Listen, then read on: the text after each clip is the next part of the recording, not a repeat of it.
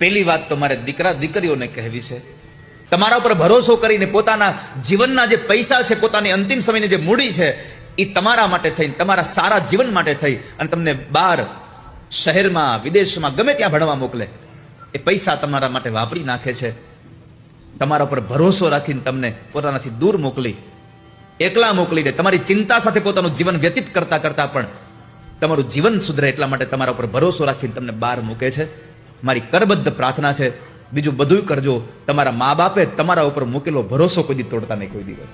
દીકરી હોસ્ટેલમાં રહે, દીકરો હોસ્ટેલમાં રહે અને પછી ત્યાં પોતાની સાથે પોતાના મિત્રો સાથે આંખ મળે અને ત્યારે ભાગી જાય છે. ગુજરાતનો એક લોક સાહિત્યકાર, એને સ્ફુરેલો આ વિચાર, એને મોઢામાંથી નીકળેલા શબ્દો સાંઈરામ દવે બહુ સુંદર વાક્ય કહે છે કે દીકરીઓ ભાગીને લગ્ન કરો એના કરતા એકવાર જાગીને પછી લગ્ન કરજો.